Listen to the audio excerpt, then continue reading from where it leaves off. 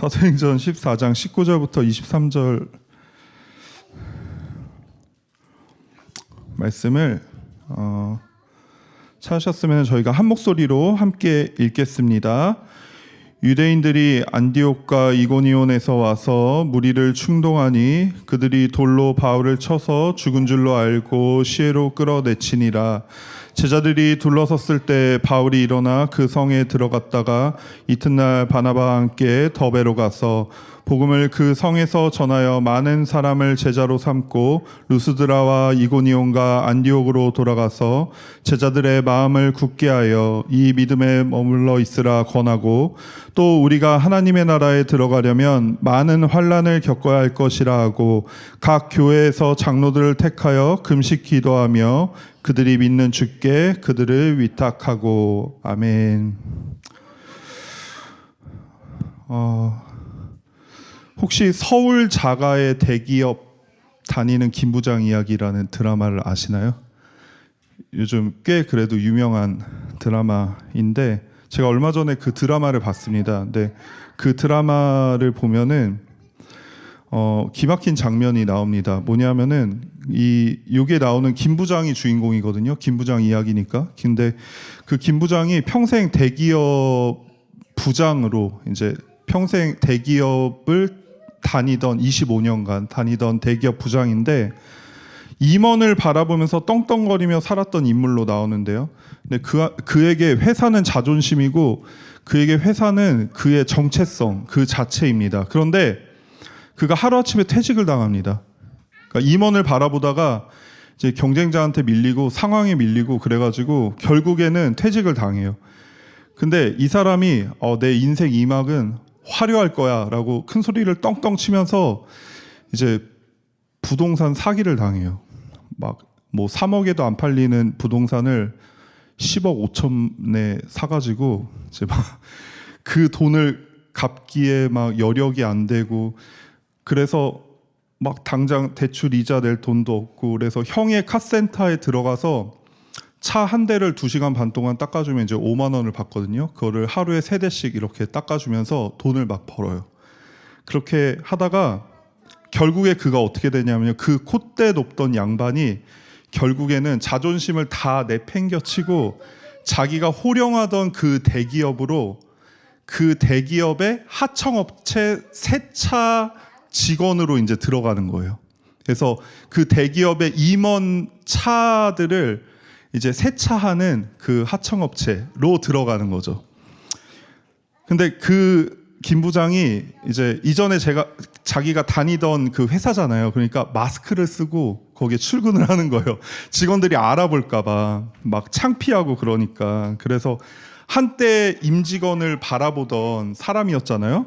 그러니까 얼마나 거기에서 또 그래도 위세가 있고 또 그런 영향력이 있었겠어요. 그런데 이제 한참 아래였던 사람들한테 비위를 맞추면서 면접도 보고 막 그 사람이 지시하는 것들을 그렇게 하나하나 맞춰가면서 일을 합니다. 제가 만약에 김 부장이었다면은 출근길이 그렇게 쉽지는 않았을 것 같다는 생각을 했어요. 왜냐하면은 사람들을 만날 때마다 흠칫흠칫 놀랐을 것 같아요. 나 아는 사람 아닌가? 나 아는 직원 아닌가? 이러면서 만약에 누가 부장님 하면은 무슨 부장님인지도 모르지만 막 이렇게 숨게 됐을 것 같아요. 그러니까 옛날 부하 직원들이 뭔가 동정어린 눈빛으로 혹은 뒤에서 킥킥대면서 비웃는 눈빛으로 보지 않을까. 그가 느끼는 어떤 모멸감이나 수치심이나 박탈감 이런 것들이 몰려왔을 수도 있겠다라는 생각이 들었습니다. 쥐구멍이라도 있으면 숨고 싶고 피가 거꾸로 솟는 어떠한 그런 비참함들, 그런 것들이 순간순간 몰려올 수도 있었겠구나, 이제 그런 생각을 했는데, 그럼에도 불구하고 그가 일했던 25년간 일했던, 그리고 내처짐을 당했던 그 직장으로 돌아갔던 이유는 단 하나, 생존 때문이었습니다. 목구멍이 포도청이니까 어쩔 수 없는 거죠. 근데 제가 그 장면을 이렇게 가만히 보면서 계속 한 사람이 생각이 나는 거예요. 그게 오늘 본문의 사도 바울이었어요. 오늘 본문의 배경은 루스드라라는 도시입니다. 그러니까 이 루스드라라는 도시는요, 로마의 식민 도시인데요. 이 도시 자체가 헬라 신화에 굉장히 깊게 관여되어 있는 도시예요. 그래서 이 지역에 제우스와 헤르메스에 관한 설화가 이렇게 내려오고 있는데요. 그 제우스랑 헤르메스가 인간의 몸을 입고 이 도시에 와가지고 사람들한테 막 이렇게 돌아다니다가 그 사람들이 이 제우스랑 헤르메스를 선대하지 않았어요. 그래서 화가 나가지고 이 도시에 재앙을 내린 거예요. 근데 그 설화 때문에 이 사람들이 다시 제우스랑 헤르메스가 인간의 몸을 입고 이 루스드라에 오기만을 기다리고 있는 거예요. 그럼 오기만 한다면 내가 제우스랑 헤르메스를 선대해서 내가 복을 받겠다. 이제 이런 신앙을 가지고 있는 도시입니다. 근데 오늘 읽지는 않았지만 14장 앞부분에서 바울과 바나바가 루스드라에서 기적을 일으킵니다. 날 때부터 안진뱅이 된 사람을요, 한 번도 걸어본 적 없는 사람을 그냥 일으켜 세워버린 거예요. 그러니까 사람들이 난리가 난 거예요. 사람들이 난리가 나면서 바나바를 보고 제우스라고 그러고 말을 잘하는 바울을 보고 헤르메스라고 하는 거예요. 그러면서 막 그들을 신들이라고 막 숭배하기 시작했어요. 그러자 바나바와 바울이 막 옷을 찢고 무리 가운데 뛰어들어가지고 그러면 안 됩니다. 우리를 숭배하면 안 됩니다. 우리는 당신과 성정이 같은 사람입니다 하면서 우상 숭배 같은 헛된 일을 버리고 하나님께 돌아오십시오라고 막 연설을 하기 시작하는 거예요. 그리고 그들이 바나바와 바울을 막 숭배하고 예배하려고 준비했던 그 제사를 딱 막아버려요. 그러면서 오늘의 본문이 시작되는 겁니다. 그런데 본문의 시작이 이러합니다. 유대인들이 안디옥과 이고니온에서 와서 무리를 충동하니, 그러니까 유대인들이 안디옥과 이고니온에서 루스드라까지 왔다고 합니다.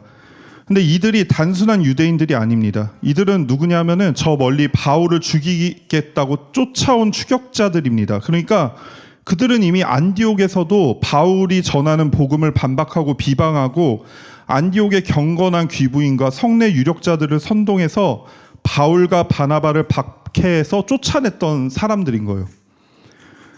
그래서 그들을 피해서 이고니온으로 바울과 바나바가 옮겨갔는데 거기도 쫓아와가지고 박해를 했습니다. 그리고 거기에서는 박해를 한 것뿐만 아니라 돌로 쳐서 이들을 죽이려고 시도를 했는데 그게 무산이 됐어요. 그래서 여기에서 이고니온에서 피해서 루스드라까지 갔는데 거기도 쫓아온 거예요. 근데 그 여정길이 한 160에서 170km 정도 된다고 하더라고요. 그러니까 그때 당시에 하루에 사람이 걸을 수 있는 그 키로수가 한 16km 정도 된다고 하니까 열흘 길을 쫓아서 집요하게 바울을 쫓아온 거죠. 그래서 유대인들이 포기하지 않고 긴 길을 쫓아서 바울을 쫓아온 이유는 바울의 일행을, 바울과 바나바를 죽이기 위해서, 없애기 위해서 그렇게 쫓아온 거였습니다. 그러니까 그들의 열심이 얼마나 대단한지 모릅니다. 바울과 바나바에 대한 미움과 증오가 얼마나 컸으면 그렇게 먼 거리를 마다 않고 달려왔을까라는 생각이 들었습니다. 그런데 본래 사도 바울이 어떤 사람입니까? 유대 사회의 정점에 섰던 사람이잖아요. 바리새인 중에 바리새인이고 가말리엘 문화생이고 교회를 박해함에 선봉에 섰던 사람입니다. 그러니까 유대 사회에서 지금으로 따지면 뭐 임원 정도가 아니라 진짜 장차 회장이 될 그런 엘리트 중에 엘리트였단 말이에요. 모든 과정까지, 출신부터 모든 과정까지 엘리트였는데 누구보다 자존심 강하고 누구보다 콧대가 높았고 그만한 실력과 영향력까지 행사하고 있었던, 그래서 유대사회에서 모두가 인정하던 자가 사도 바울이었습니다. 그러니까 우리가 스데반 집사님이 순교하시던 순간에도 바울이 그 자리에 있었잖아요. 근데 바울이 직접 선동하지는 않았지만 그 선동하는 행위를 하는 행위자들이 스데반 집사님의 옷가지를 가져서 바울 앞에 탁 놓는단 말이에요. 그게 뭐냐면은 이 스데반을 죽이는 것을 지켜보면서 그들이 바울 앞에 가져다가 확인받을 정도로 젊은 나이임에도 불구하고 가장 책임있고 공식력 있는 그 위치에 서 있었던 거를 의미를 하는 거죠. 그러니까 교회의 무차별적인 박해의 선봉에 서가지고요, 당시 사회에서는 여성을 체포하지 않았거든요. 근데 이례적으로 바울은 여성까지 체포를 했어요. 그 정도로 악랄하고 큰 권력을 가진 자였고, 심지어 대제사장에게 공문을 받아가지고 교회를 박해하던 막강한 권한의 소유자였습니다. 이게 바울이었단 말이에요. 그런데 그러니까 그런 바울을 죽이려고 쫓아오는 그 유대인들은 누구겠어요? 아마도 바울보다 아래 세대의 학인들이었겠죠. 즉 바울의 후배거나 제자 혹은 그를 우러러보면서 동경했던 자들이었겠죠. 바울과 같은 회당에서 토론하고 같은 랍비 전통을 배운 사람들이었을 겁니다. 바울의 판단을 신뢰하던 자들이고 바울의 열심과 그의 삶을 동경해서 그와 같이 되려고 했던 자들이었을 가능성이 높습니다. 그러니까 자신들이 하던 일을 자신들과 비교도 안 되게 더 열심히 했던 사람이 바로 사도 바울인 거죠. 그런데 그 사도 바울이, 자신들이 동경하던 그 사도 바울이 뭐라고 합니까? 내가 틀렸고 우리가 틀렸다. 예수 그리스도만이 구원자시다. 이렇게 말해버린 거예요. 예수는 그리스도가 아니다라는 논리의 최정점에 선 사람이 우리가 틀렸다라고 말해버린 거예요. 그러니까 유대 사회가 발칵 뒤집힌 거죠. 쟤 왜 저래? 그래서 어떻게 해요? 쟤를 죽여버려야 되는 거예요. 제가 지금 제정신이 아니구나, 변절자구나, 제 입을 막아야 된다.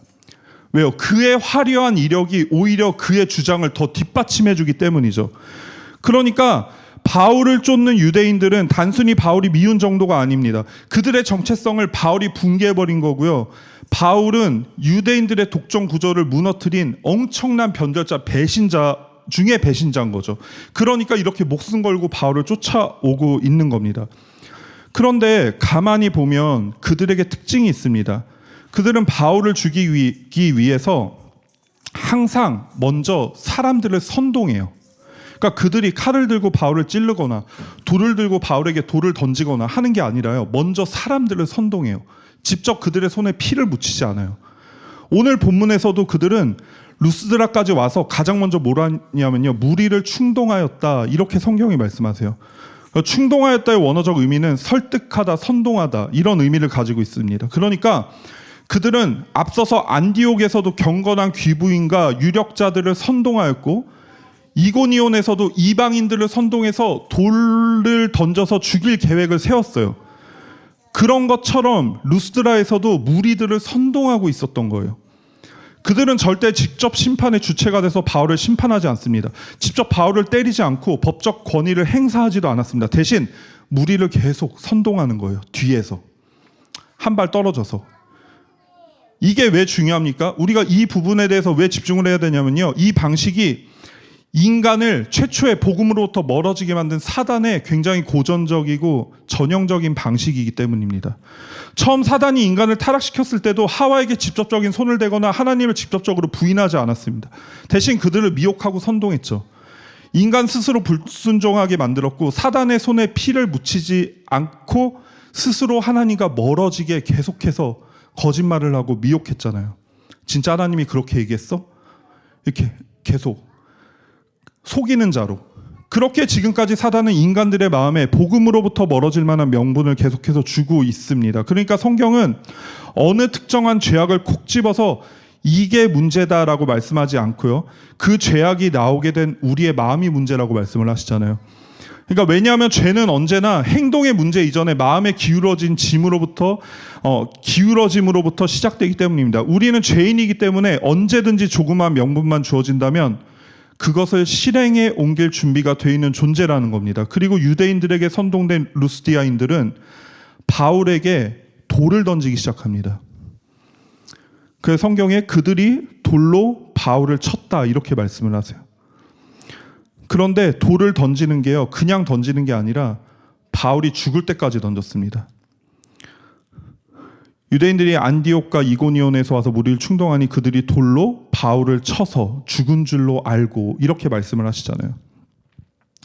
이게 말이 안 되는 상황입니다. 왜냐하면요, 제가 조금 전에 말씀을 드렸잖아요. 조금 전까지만 해도 루스디아인들이요, 바울과 바나바를 뭐라고 했어요? 제우스와 헤르메스라고 그랬잖아요. 엄청난 신들이라고 추앙을 하고 있었어요. 이들을 내가 선대해서 내가 복을 받겠다라고 막 하고 있어요. 그들을 위한 숭배의 제사를 막 준비하고 있었단 말이에요. 그런데 그런 그들이 갑자기 돌을 던지기 시작하는 거예요. 이게 너무 말이 안 되지 않습니까? 그들을 어떻게 선동했는지 성경에 나와 있지 않지만 과거 유대인들이 스데반 집사님을 죽이기 위해서 그들이 선동하던 장면에서 힌트를 얻자면 사도행전 6장 11절에 이렇게 나와 있습니다. 사람들을 매수하여 말하게 하되 이 사람이 모세와 하나님을 모독하는 말을 하는 것을 우리가 들었노라, 이렇게 얘기한단 말이에요. 그러니까 아마도 그들은 이렇게 말했을 겁니다. 바울은 신이 아니다, 거짓 선지자다. 그런데 너희를 속이고 있다. 그래서 너희가 믿는 그 제우스와 헤르메스를 능욕하고 모욕하고 있다. 너희가 드리는 예배를 무시하는 자들이고 너희가 섬기는 신들은 아마도 저 신성 모독자들 때문에 더욱 분노해서 너희를 저주할 것이다. 그 저주를 피할 수 있는 길은 저 신성 모독자들을 돌로 쳐서 죽이는 방법이다. 아마 이렇게 선동을 했을 겁니다. 바울을 죽이게 만든 말들은 사실 악한 말들이 아닙니다. 그럴듯한 말들입니다. 그리고 옳아 보이는 말입니다. 스데반을 죽게 만들었던 거짓말 역시 모세와 하나님을 위한다는 말이었습니다. 그러니까 영적 질서를 유지해야 한다는 말이었습니다. 그래서 더 무서운 거죠. 질서를 위해서, 오해를 바로잡기 위해서, 거짓을 고치기 위해서 그들은 돌을 들었고 바울을 죽였습니다. 우리가 적어도 신앙 안에 있다고 할 때 할 수 있다고 해서 다 해서는 안 되고 해야 할 명분이 충분하다고 해서 다 해서는 안 되는 이유가 여기 있습니다. 왜냐하면 우리는 우리가 생각하는 것보다 훨씬 더 죄인이기 때문입니다. 이 말이 뭐냐면요, 우리는 우리의 의도를요 언제든지 감출 수 있고요, 명분은 언제든 조작될 수 있습니다. 사람은 남을 속이기도 하지만요, 더 나아가서 죄인인 우리는요 스스로를 속이기도 합니다. 그리고 스스로를 속이고도요 스스로 알아차리지 못해요. 그리고 조작된 명분에 끌려다니기도 하는 것이 죄인인 인간입니다. 그리고 그것이 종교적인 열심일 경우에는 더더욱 그렇습니다. 그래서 적어도 교회에서만큼은 때로는 속력을 내는 것보다 이 길이 바른 길인지 아닌지를 하나님 앞에 정말 지루하리만치 묻고 또 묻는 것이 더 중요한 이유가 여기 있습니다. 분노의 명분을 얻은 군중들, 그 앞에서 바울은 돌을 맞고 쓰러집니다. 그리고 그는 죽었는지 아니면 죽은 줄로 사람들이 착각을 했는지 성경에 정확하게 나와 있지 않지만 도시 밖으로 내던져집니다. 마침내 유대인이 승리한 거죠. 그들의 지묘한 추적이 결실을 맺었습니다. 그들이 그토록 미워하고 증오하던 바울은 드디어 돌에 맞아 죽었습니다. 그런데 기적 같은 일이 바로 일어납니다. 20절, 제자들이 둘러섰을 때 바울이 일어나 시체처럼 버려진 바울 주변에 바울의 제자들이 모여들었습니다. 그들이 그때 당시에 무슨 생각을 했을까? 이렇게 상상을 해보니 모든 게 끝났다. 예수님 믿으면 받는 복이 이런 거야? 어떤 절망과 공포와 흐느끼는 소리만 가득했을 겁니다. 그런데 바로 그때 절망스러운 제자들 앞에서 바울이 일어난 거예요. 죽은 줄만 알았던 시체가 꿈틀거리고 피투성이가 된 몸이 비틀거리면서 다시 일어납니다. 여기서 일어나의 헬라어 아티스테미가요, 단순히 일어났다라는 뜻이 아니라 죽은 사람이 다시 살아났다는 것을 묘사하는 데까지 두루 사용되는 언어입니다. 그러니까 이 동사가요, 예수님의 부활에서도, 요한복음에서 예수님의 부활에서도 사용됐던 동사예요. 그러니까 지금 본문에서 바울이 일어났다라고 하는 게요, 단순히 그냥 누워있던 바울이 그냥 깨서 일어났다라는 정도가 아니라요, 거의 죽은 상태 혹은 죽었던 바울이 다시 살아난 정도로 정말 매우 비정상적인 상태임을 성경이 말씀하고 계신 거예요. 거의 죽음의 경각에 있던 바울이 다시 부활을 한 거죠. 혹은 죽었던 바울이 부활을 했다고 해도 과언이 아닌 상태입니다. 사단은 돌로 쳐 죽이면 끝날 줄 알았습니다. 세상은 밟아버리면 찌그러질 줄 알았습니다. 그런데 아니었던 거죠. 예수 그리스도 안에 있는 자는 쓰러질 수는 있지만 죽을 수 없다는 사실을 성경이 말씀하십니다. 그런데 그렇게 구사일생한 바울이 전혀 예상할 수 없고 상상도 할 수 없는 일을 하기 시작합니다. 제자들이 둘러섰을 때 바울이 일어나 그리고 어떻게 해야 됩니까? 도망가야죠. 구사일생 했잖아요. 살아났으니까 루스드라를 피해서, 그 유대인들을 피해서, 그들에게 돌을 던진 그 사람들을 피해서 도망가야 되는데 어떻게 했다고요? 그 성에 들어갔다가 이렇게 말씀을 하시는 거예요. 그 성에 왜 들어갑니까? 저는 이 말씀을 읽으면서요. 바울이 죽지 않고 살아난 사실보다 다시 바울이 루스드라에 들어간 이 일이 전 더 이해가 안 되고 더 말이 안 된다고 생각했어요. 예수님이 부활하셨으니까 바울도 어쩌면 부활할 수 있지 않을까라는 생각을 했습니다. 그런데 바울이 지금 루스드라에서 돌 맞아 죽었잖아요. 그런데 왜 거길 다시 들어갑니까? 이게 말이 안 되죠. 지금 그곳에 바울을 죽이려고 방금 전까지 혈안이 돼서 돌을 던지던 무리들과 그리고 지구 끝까지라도 바울을 쫓아가겠다라고 혈안이 돼 있는 유대인들이 그곳에 바로 있단 말이에요. 그런데 왜 그곳으로 다시 들어갑니까? 당연히 도망가야죠. 방금 바울은 그곳에서 죽었습니다. 그 성에서 죽었다고요. 그러면 누가 보기 전에 자 죽은 걸로 치고 이제 나는 죽었으니까 이 신분을 감추고 이제 평화롭게 살아야죠. 다른 데 가서 누가 보기 전에 빨리. 이건 비겁한 겁니까? 아니죠. 상식이죠. 누구도 비난할 수 없는 일입니다. 위험이 도사리고 있으면 피하는 게 상식이고 위험을 피했으면 그곳에 다시 가지 않는 게 상식입니다. 어서 그곳을 피해야 합니다. 그런데 성경이 너무 담담하게 아무렇지도 않게 말씀을 하시는 거예요. 그 성에 들어갔다가 이렇게 말씀을 하시는 거예요. 뭐 엄청난 영웅적 수식어를 붙였으면 제 말도 안 해요. 뭐 바울이 성령 충만해서 성령에 이끌림 받아 담대하게 그 성으로 들어갔다. 이랬으면 제가 이해를 합니다. 아 그랬구나. 뭐 환상 중에 예수 그리스도의 음성을 들어서 부활해서 그분의 호의 아래 루스드라에 들어갔다. 이러면 제가 이해를 합니다. 이런 통쾌한 복수의 장면도 아니죠. 뭐 심판하러 들어갔다. 이런 것도 아니에요. 그저 누구라도 죽을 만큼 돌에 맞고 진짜 운이 좋아서 목숨을 건졌으면 누구라도 그 성에 다시 들어가는 거구나. 마치 그런 것처럼 성경이 말씀하신단 말이에요. 아니잖아요. 아까 제가 서두에 김 부장 얘기를 했는데 김 부장이 먹고 살려고 자존심 버리고 회사로 다시 들어가잖아요. 참 대단하다라고 느꼈거든요. 그런데 바울이 지금 차원이 다른 거죠. 바울이 다시 거기 들어가면 진짜 죽는 거잖아요. 그냥 단순한 모멸과 수치를 느끼는 게 아니라 진짜 죽는 거잖아요. 방금 자기를 죽인 놈들, 한때 자기를 동경하고 자신과 같이 되고자 했던 그 유대인들이 아직 식지도 않은 그 분노와 살기를 가지고 바울을 보자마자 어떻게 되겠어요? 야, 다시 돌을 들고 어쩌면 아무도 보지 않은 그곳에서 칼을 들고 더 확실하게 바울의 숨통을 끊으려고 하지 않겠어요? 그냥 여기서 죽은 걸로 하고 다른 곳으로 가야죠. 그런데 바울은 다시 일어나서 그 모멸의 자리, 수치의 자리, 죽음의 자리로 들어갑니다. 멸시와 조롱과 죽음의 공포가 도사리는 그 성으로 다시 들어가는 바울을 전 사실 이해할 수가 없습니다. 바울이 왜 루스드라로 다시 들어갔는지 성경은 설명을 하지 않습니다. 회복과 치료를 위해 들어갔을 수도 있습니다. 그런데 만약에 그랬다면 가장 먼저 해야 되는 것은 루스드라가 아니라 안전한 곳으로 옮겨가야 되는 거죠. 회복과 치료를 위했다면. 그렇다면 바울은 자신의 안위가 명백하게 위험해지더라도 반드시 해야만 했던 게 있기 때문에 다시 루스드라로 들어갔다라는 게 너무나 명백한 그런 해석이 됩니다. 그렇다면 그게 뭐였을까 생각해 봤는데 훗날 사도행전 20장 24절에서 사도 바울의 고백을 근거로 유추할 수 있었습니다. 너무나 잘 아시는 말씀이죠. 내가 달려갈 길과 주 예수께 받은 사명 곧 하나님의 은혜의 복음을 증언하는 일을 마치려 하면은 나의 생명조차 조금 더 귀한 것으로 여기지 아니하노라.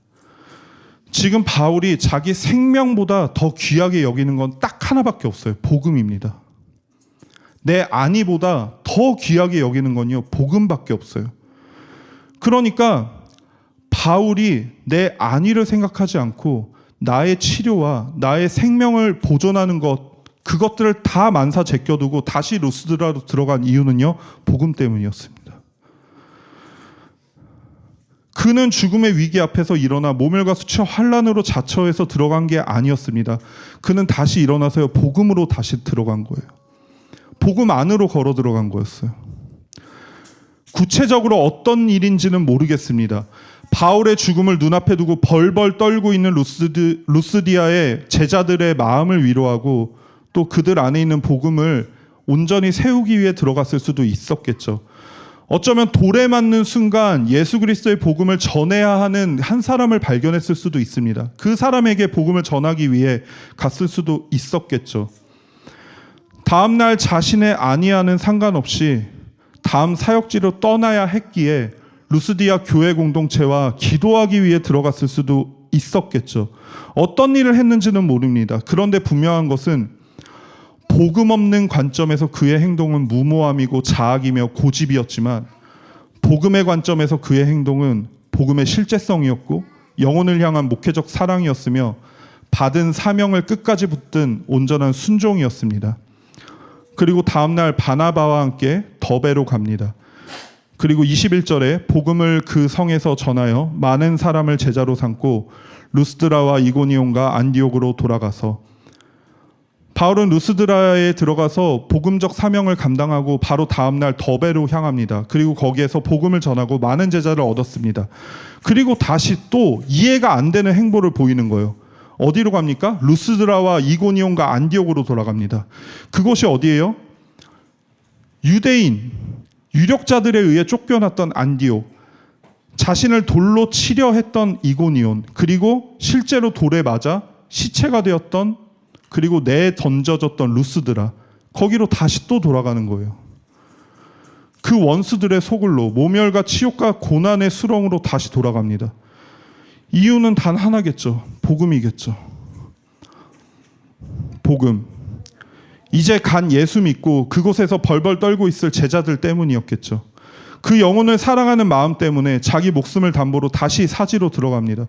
복음의 자녀들을 위해서, 영혼들을 위해서, 그리스도의 몸된 교회를 위해서, 그들을 위로하고 그들을 살리기 위해서 다시 그 장소로 들어가는 겁니다. 그리고 그들에게 메시지를 전합니다. 22절, 제자들의 마음을 굳게 하여 이 믿음에 머물러 있으라 권하고 또 우리가 하나님의 나라에 들어가려면 많은 환난을 겪어야 할 것이라 하고.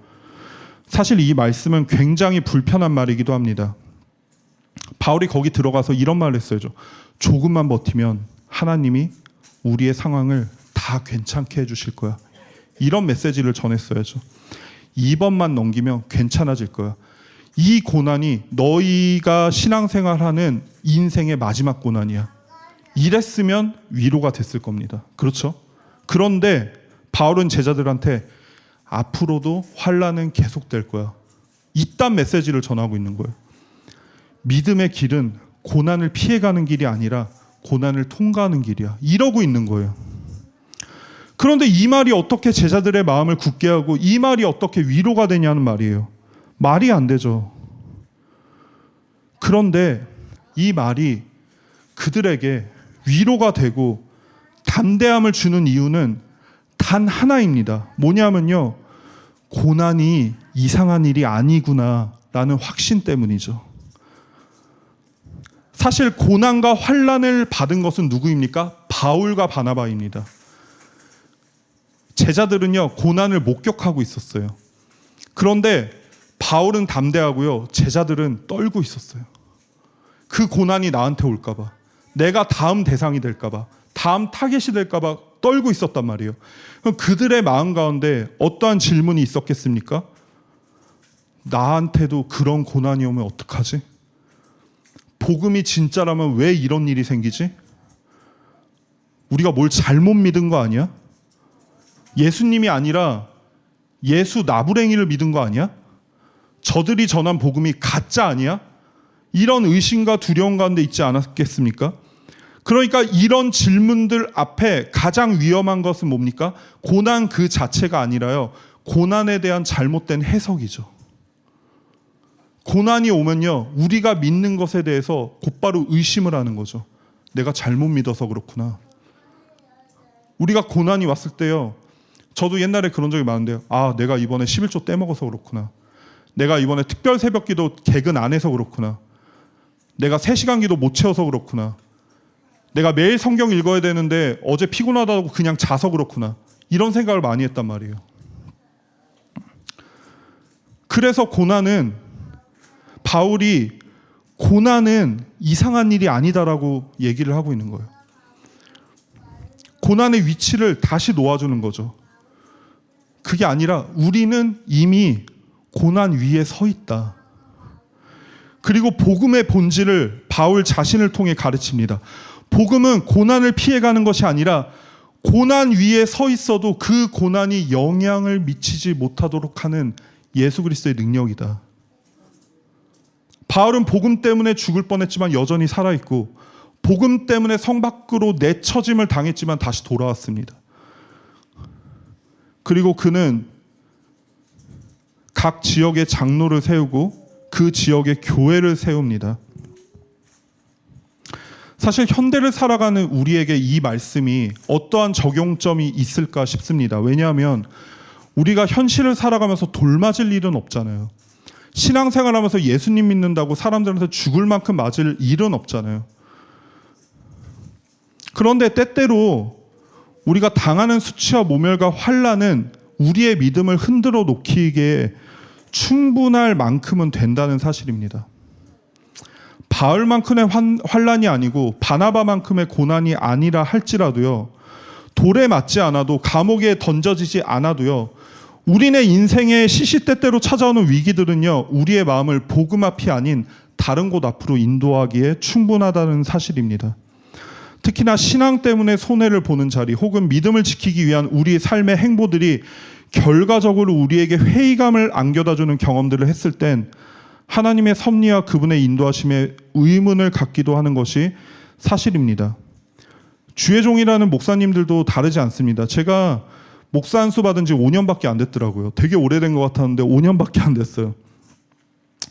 근데 벌써부터 그 주변에 사역의 자리를 떠나고 있는 목사님들의 소식을 접하기도 합니다. 그 이면엔 교회에 대한 회의감과 사람에 대한 모멸과 상처, 현실적인 재정적 문제가 자리 잡고 있습니다. 누구보다 열심히 사역하던 어떤 목사님은 하루아침에 교회에서 쫓겨나서 그냥 사임당했어요. 그러니까 일터에 계셔서 아시겠지만 40대 중반에 사회 초년생으로 사회생활을 처음 시작하는 목사님들이 되게 많아요. 교회에서 쫓겨나가지고. 그냥 40대 중반이 교회에서 가장 많이 쫓겨날 나이거든요. 그러면 할 수 있는 게 없으니까 이제 가장 원초적인 일들부터 많이 하시는 거죠. 그 모멸감과 수치와 상처를 가지고 다시 사역의 현장에서 영혼을 섬기는 자리로 나아간다는 것은 여간 어려운 일이 아닙니다. 바울을 죽이려 했던 돌이 오늘날 우리에게도 어떠한 모습으로 날아오고 있다는 겁니다. 실패의 기억, 분노의 감정, 모멸과 수치, 바쁨과 피로, 다른 사람의 시선과 평가, 그리고 스스로의 안정과 합리화라는 모습으로 그 돌들은 우리를 복음의 자리에서 죽은 자로 만들려 하고 있습니다. 이 돌에 맞으면 우리는 진짜 죽을 것처럼 아프고 때로는 죽은 것처럼 됩니다.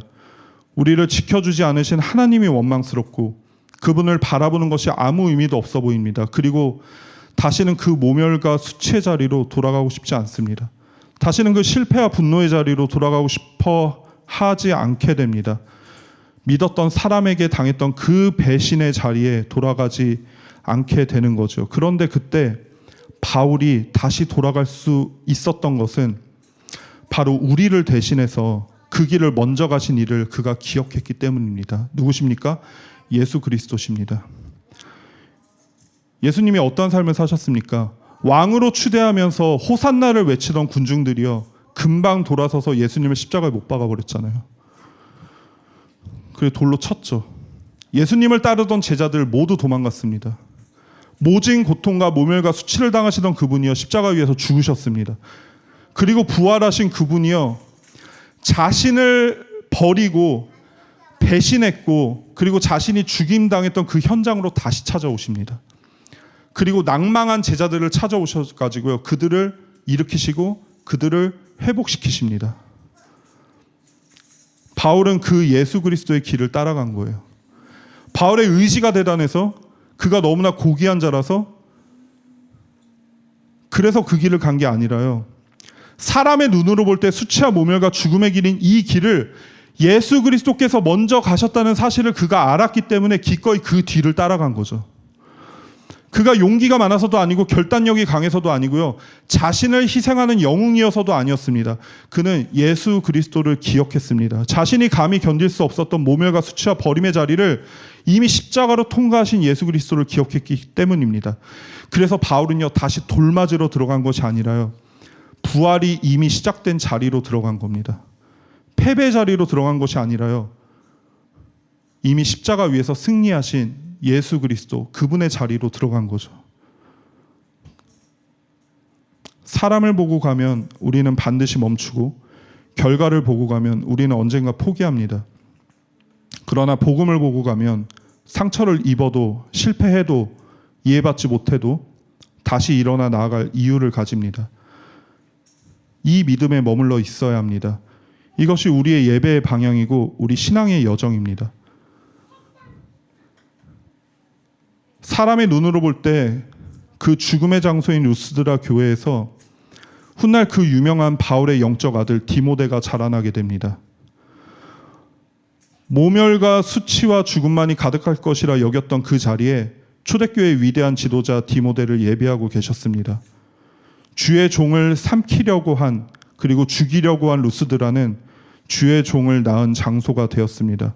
우리의 사역도, 우리가 버티고 있는 이 자리도, 당장은 우리를 향해 날아오는 돌뿐인 것 같은 내 처지도 우리 주님의 섭리 속에서 반드시 열매를 맺게 하신다는 것입니다. 사랑하는 더벅 여러분, 지금 우리가 버티고 있는 이 자리, 때론 너무 아프고 너무 잔인해 보여도 하나님은 그 자리에서 하나님의 나라를 준비하고 계십니다. 우리의 수치이고 좌절이라 여겨 다시는 쳐다보기도 싫은 그 지점에서 어쩌면 하나님의 가장 위대한 섭리가 시작되고 있는지도 모릅니다. 혹여라도 환난과 고난 가운데 계신 분이 계시다면 우리 다시 일어나 복음으로 나아가길 소망합니다. 복음이 우리를 붙드실 것입니다. 바울을 다시 일으키신 그 능력이 우리를 다시 일으키실 것입니다. 그 능력을 경험하고 누리는 우리 더복이 되길 주님의 이름으로 간절히 소망합니다. 잠시 기도하시겠습니다.